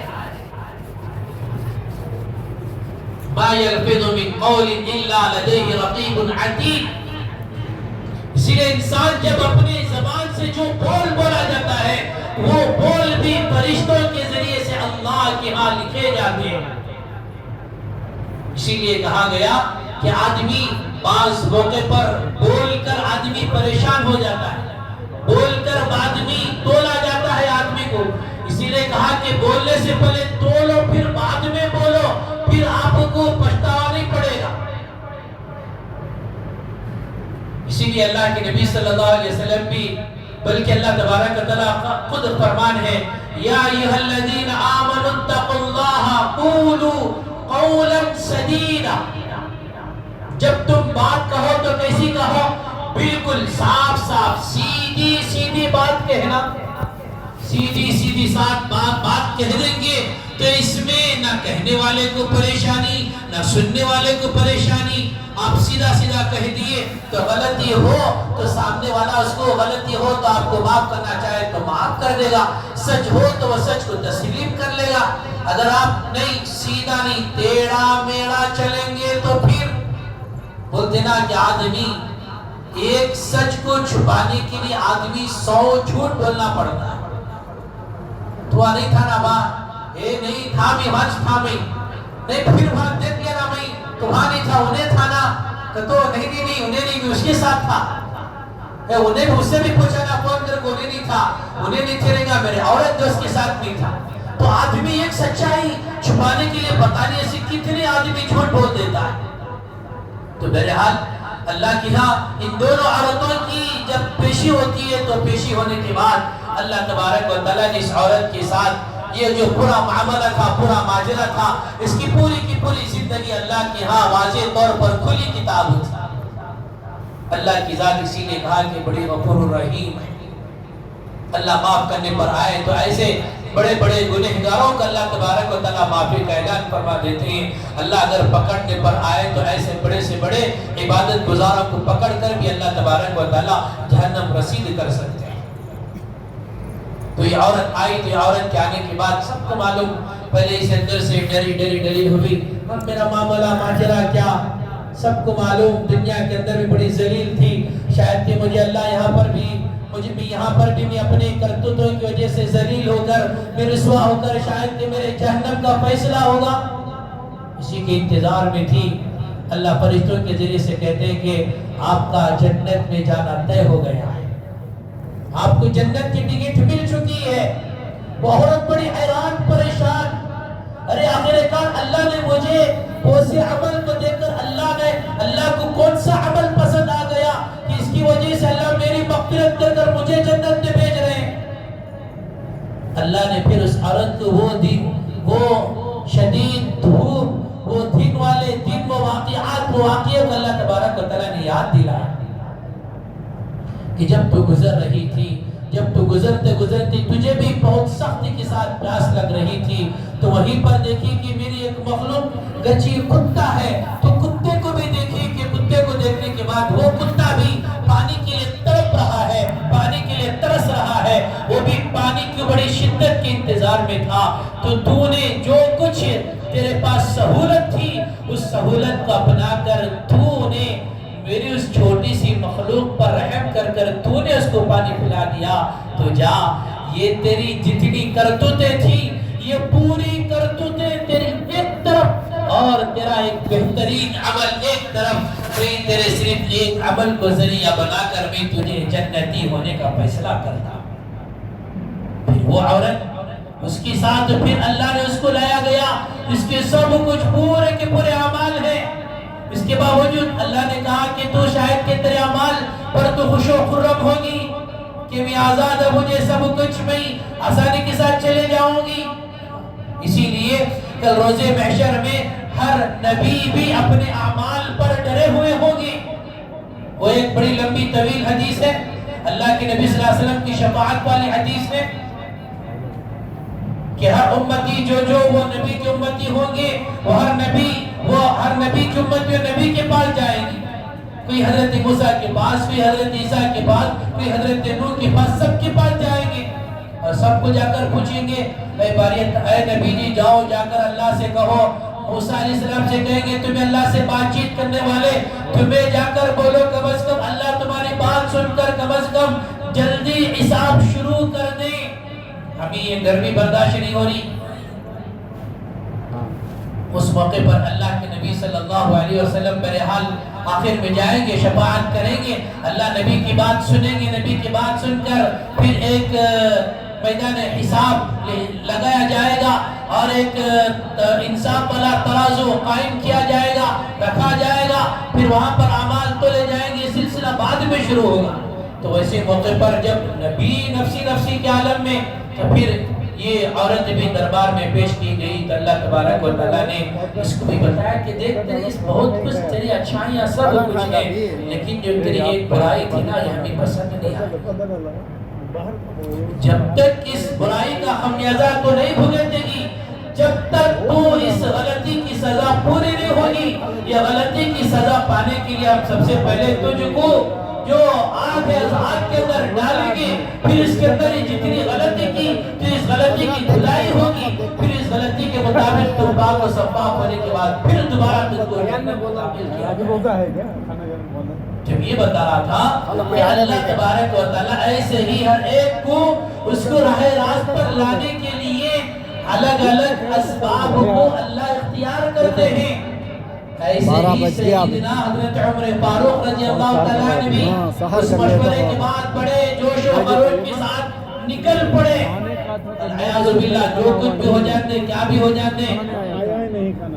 ڈرو نہ کہا جنہیں ختم تو ختم آج کل بولتی نہیں۔ آج کل ماشاءاللہ جو ایک زور پر طاقت پر اپنا سب کچھ سمجھ کر لوگوں پر ظلم و ستم کے پہاڑ توڑے جاتے تو لوگوں کے درمیان کیا ہوتا ہے؟ ہوگا بولتا لے ہوگا، دیکھو انہیں ختم تو انہیں ختم۔ آج موقع ہے بڑھا دیں گے تم کو کم دے دیں گے ایک ٹائم کے سیدنا حضرت عمر فاروق رضی اللہ تعالیٰ بھی اسی جذبے کے ساتھ چلے، بول کر چلے اب ختم تو ختم۔ العیاذ باللہ سبحانہ باللہ اسی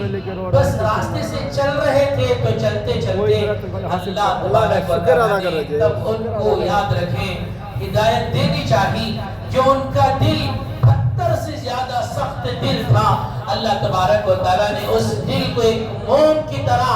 پگھلوا دے، موم کی طرح نرم ہو جائے۔ تو اللہ تبارک و تعالیٰ نے یاد رکھیں ذریعہ بنایا، سبب بنایا تو اللہ تبارک و تعالیٰ نے کوئی اور چیز نہیں، اللہ تبارک و تعالیٰ نے ذریعہ اور سبب بنایا۔ تو یاد رکھو اللہ تبارک و تعالیٰ نے اسی کلام مجید اور قرآن مجید کا اللہ تبارک و تعالیٰ نے ان کی زندگی کے رخ کے بدلنے کا ذریعہ اللہ نے اسی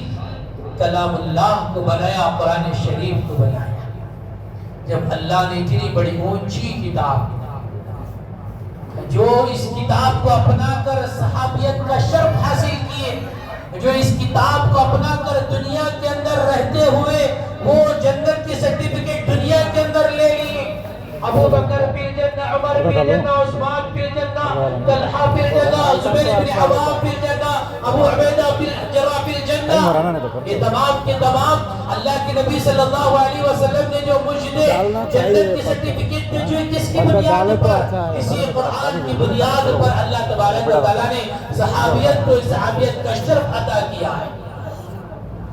اور اللہ نے اس امت کو بھی جو فضیلت دی تو یاد رکھو اسی قرآن مجید کی بدولت اللہ تبارک و تعالیٰ نے اس امت کو فضیلت دی، اور اس امت کا اللہ تبارک و تعالیٰ نے اونچے اونچے القاب سے اللہ تبارک و تعالیٰ نے اسی تلاوت اسی قرآن مجید کے ذریعے سے اللہ تبارک و تعالیٰ نے دیا ہے۔ میں کہہ رہا تھا کہ جس طرح نبی کوئی اپنی اعتبار سے نبی نہیں بن سکتا، ایسا اللہ تبارک و تعالیٰ بھی جو یہ کتاب ہے نا یہ قرآن مجید، ایسا ہی ہر ایک چاہ کر بھی کوئی اس کا حافظ قرآن بننا چاہے تو بن نہیں سکتا۔ اللہ جسے بنوانا چاہتے ہیں وہی حافظ قرآن بنتا ہے۔ بس اسی کے تعلق سے بھی ایک حدیث ہے، حدیث بیان کر کر بات ختم کرتا ہوں۔ اللہ کے نبی صلی اللہ علیہ وسلم نے ارشاد فرمایا کہ کن عالما او متعلما او مستمعا او محبا له ولا تكن الخامسة۔ اللہ کے نبی صلی اللہ علیہ وسلم نے ارشاد فرمایا جب اس کی اتنی بڑی فضیلت ہے، جب گنے چنے قرآن مجید کے حفاظ ہیں، تو اب ہم کیا کرنا چاہیے؟ ہم پورے مل کر اب حافظ بننا چاہے تو حافظ بن نہیں سکتے، اب ہم پورے مل کر عالم بننا چاہے تو عالم بن نہیں سکتے۔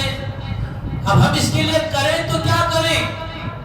اللہ کے نبی صلی اللہ علیہ وسلم نے حدیث کے ذریعے سے ہمیں اس مسئلے کا حل بھی بتایا۔ اللہ کے نبی نے فرمایا کہ کن عالما، اگر بننا چاہو تو کیا بنو؟ عالم بنو، او متعلما، کم از کم طالب علم بنو، اگر یہ نہیں تو کم از کم او مستمعا، جو حافظ قرآن ہے کم از کم اس کے سننے والے بنو۔ کم از کم تم اتنا بھی کر نہیں سکتے تو بہت سارے بہرحال بات لمبی ہو جائے گی کہ بہت سارے ہمارے دیندار طبقہ بھی ایسا ہے کہ دیندار طبقے کو دیندار کا ایک مقتدا پسند نہیں آتا۔ یہ دیندار طبقے کو خود مسلمانوں کو مسلمانوں کے اندر خود ایک حافظ قرآن کو حافظ قرآن پسند نہیں آتا۔ کتنی بڑی افسوس کی بات، مر ڈوبنے کی بات ہے کہ بہت ساروں کو ایک عالم کا ہونا، یہ بہت سارے خود ہمارے ہی مذہب کے اندر یہ علماء پسند نہیں آتے، تو پسند نہیں آتے تو پھر پتہ نہیں لوگ ان کے پیچھے کیا کچھ علا بدتر سب کچھ الگ بات ہے۔ یہ چیزیں نہ ہوں، اسی بچنے کے لیے اللہ کے نبی صلی اللہ علیہ وسلم نے ارشاد فرمایا عالم بنو، نہیں بن سکتے تو کم از کم طالب علم بنو، نہیں ہوتے تو جو حافظ قرآن ہے کم از کم وہ قرآن پڑھتا ہے تو اس کے سننے والے بنو، او مستمعا، نہیں اب دین بھی نہیں ہوتے تو کیا کرنا، او محبت نہ،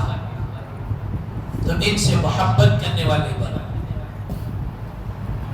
دین نہیں بن سکتے تو ان سے محبت کرنے والے بنو۔ اللہ تبارک و تعالی آپ کا بیڑا غرق کر دیں گے، اور اللہ تبارک و تعالی آپ کی جو آخرت والی جو منزل ہے، اللہ تبارک و تعالی تین چیزیں نہیں بن سکتے تو صرف اس محبت کرنے کی بنیاد پر اللہ تبارک و تعالی آپ کے ساتھ رحم و کرم کا معاملہ فرما کر اللہ آپ کی بخشش کا اور مغفرت کا بھی اعلان کر سکتے ہیں۔ اللہ کے نبی صلی اللہ علیہ وسلم نے ارشاد فرمایا وَلَا تَكُنِ الْخَامِسِ، پانچواں ہرگز مت بننا۔ وہ کیا ہے؟ ان سے بغض و عناد، ان سے حسد، ان سے دشمنی، اور ان سے بہرحال اللہ نے جو سیدھے راستے پر چلاتا ہے تو کبھی یہ سیدھے راہ پر بھی چلتے ہیں تو یہ سیدھے راستے کے اندر ان کی کمیاں نکالنے والے ہوتے ہیں۔ سیدھے راہ پر چلنے والے کہ سیدھا راستہ اپنا رہا ہے تو چلتے ہوئے بھی لوگ کیا کرتے ہیں، اس کا چلنا کیا اچھا نہیں لگ رہا۔ وہی نہیں ہے کہ ولی کے بارے میں کہ بیوی تو بیوی ہوتی، اسی لیے کہا گیا کہ باہر انہیں کتنا بھی عزت دار ہو جاتے، کتنا بھی شہرت والا ہو جاتے، اگر بیوی اسے نیک تسلیم کر لی تو انہیں پکا ولی سمجھو، انہیں پکا متقی پرہیزگار۔ بیوی تسلیم نہیں کری، باہر انہیں کتنا رہا تو بھی ہوتا ہے۔ تو اسی طرح کا قصہ لکھا ہے نا کہ ایک مرتبہ کہ ایک ولی تھے، وہ اپنے ولی جیسی گھر کے اندر داخل ہوئے تو گھر میں داخل ہونے کے بعد گھر کی بیوی تھی تو اس نے کہا کہ بولی کہ آجی تمہیں بھی ولی، اپنے آپ کو ولی بولتی، تمہیں آپ کو اتنا بڑا بھی ولی، میں یہ کردہ تو وہ کردہ تو میری اتنی کرامتا میری اتنی کرامتا ہے نا، کلے تو تمہیں بولتی تمہیں کیا ولی، آج میں تمہارے سے بڑھ کر ایک ولی کو دیکھی. کیا ولی؟ انہوں آسمان میں اڑ رہے تھے, انہوں آسمان میں مصلی بچھا کر نماز پڑھ رہے تھے. انہوں بولے تو دیکھی تو ماشاءاللہ بہت اچھا دیکھی. انہوں اڑ رہے تھے نا, انہوں کون معلوم؟ جو وہ اڑ رہے تھے, جو ولی جسے تو تسلیم کر رہی ہے وہ ولی میچ تھا. تو پھر فوراً ریاکشن بدل گیا اور بدل کر کہنے لگی کہ وہ مجھے معلوم ہونے کو تھا, ذرہ ٹیڑھا اڑنے کو تھے, ذرہ تمہیں ٹیڑھا کھڑ کو کیا کر لیں گے تھے, مصلی بچھا کر یہ کر رہے تھے. تو بہرحال میرے بھائیوں, اللہ کے نبی صلی اللہ علیہ وسلم نے ارشاد فرمایا کہ علماء کے اعتبار سے, حفاظ کے اعتبار سے وَلَا تَكُنِ الْخَامِسِ, ہمیں یہ پانچواں نہیں بننا ہے. پانچواں نہیں بنیں گے انشاءاللہ. ان سے محبت کیجئے, حفاظ کا, علماء اکرام کا, اور ان کا اکرام کیجئے, اور ان کا استقبال کیجئے, اور ان کی تعظیم کیجئے, اور ان کی تکریم کیجئے. کہ الحمدللہ ہمارے حافظ صاحب نے بھی, کہ آپ کے مابین میں جنہوں نے بھی قرآن مجید کو سنایا, کہ یہ بھی اپنی کم عمر ہی ہے, 20 سال کی عمر کے اندر, کہ 17-18 سال کا یہ بچہ ہے حافظ قرآن. اسی طرح پتہ نہیں کئی مساجد کے اندر, کئی محراب میں کئی نوجوانوں نے ایسے قرآن مجید کو سنایا ہے. یاد رکھیے, قرآن مجید کا سنانا کوئی معمولی بات نہیں ہے. قرآن مجید کا یاد ہو جانا یہ خود اس کی ایک بہت بڑی کمالیت کی بات ہے. حافظ کا ہو جانا ایک بہت بڑا ایک کمال ہے. اسی لیے بہت سارے مدارس کے اندر ڈالے جاتے ہیں, لیکن پورے فارغ ہو کر بہت کم باہر آتے ہیں, اور آدھے بیدے بہت سارے درمیان نہیں نکل جاتے ہیں. اس لیے دیکھتے نہیں, بہت سارے ابھی باہر ملتی نا, 17 پاروں کے حافظ, 18 پاروں کے حافظ, 15 پاروں کے حافظ, 25 پاروں کے حافظ. ایک مرتبہ باہر نکل گئے تو نکل گئے, پھر وہ پورا قرآن کیا ہو گیا,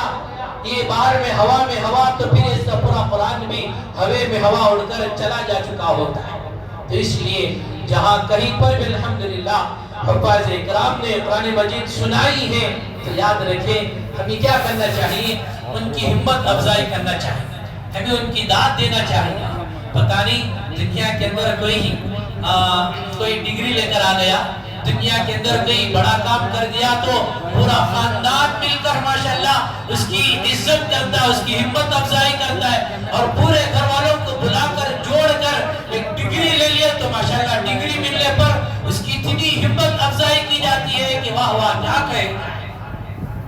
یہ قرآن مجید اتنی بڑی اونچی کتاب کہ اللہ نے اس کو سب سے پہلے حافظ بنایا, اور حافظ بنانے کے بعد اللہ کی توفیق سے پھر کوئی حافظ اس کو اپنے سینے میں اور اپنے دل و دماغ میں محفوظ رکھتا ہے, اور محفوظ رکھنے کے بعد پھر اسے مسجد کے اندر محراب میں اللہ کے سامنے کھڑے ہو کر اور مقتدیوں کے سامنے اور امام کے پیچھے مقتدی, ایک تو مقتدی ہے وہ ایک ان کے پیچھے یہ ہوتا ہے 500 150 200 600 لوگ ان کے سامنے بھی کھڑ کر سنا رہا ہوں, اور کسے سنا رہا ہوں, اللہ کو سنا رہا ہوں.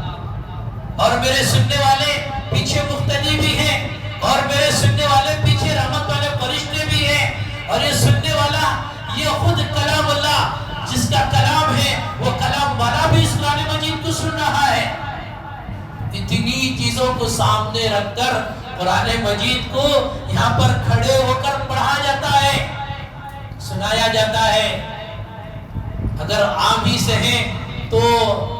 پڑھ کر کھڑے ہو کر 2-3 سورتیں کہی جائیں تو پڑھے نہیں جاتی, پڑھنے پر عاجز و قاصر آ جاتے ہیں. تو میرے حال اللہ تبارک و تعالیٰ نے جو یہ نعمتیں عطا کرتی ہیں, جتنے علماء حفاظ اکرام جو کچھ ہے, بس اللہ ہم تمام کو بھی جو اللہ نے یہ نعمت دی ہے, سب سے پہلے ہمیں اپنی آپ کو اس نعمت کی قدردانی کرنے کی, اور اس قرآن مجید کو تعدم حیات ہمیں اپنے سینوں میں اپنے دلوں میں محفوظ رکھنے کی, اور اللہ تبارک و تعالیٰ پورے امت مسلمہ کو تمام علماء اکرام اور تمام حفاظ اکرام اور تمام قرآن اکرام کا ادب اور احترام کرنے کے اللہ تبارک و تعالیٰ مجھے اور آپ کو پورے امت مسلمہ کو اللہ تبارک و تعالیٰ توفیق عطا فرمائے. بس اللہ سے دعا کریں اللہ تبارک تعالیٰ مجھے اور آپ کو ان کئی ہوئی باتوں پر عمل پیرا ہونے کی توفیق عطا فرمائے.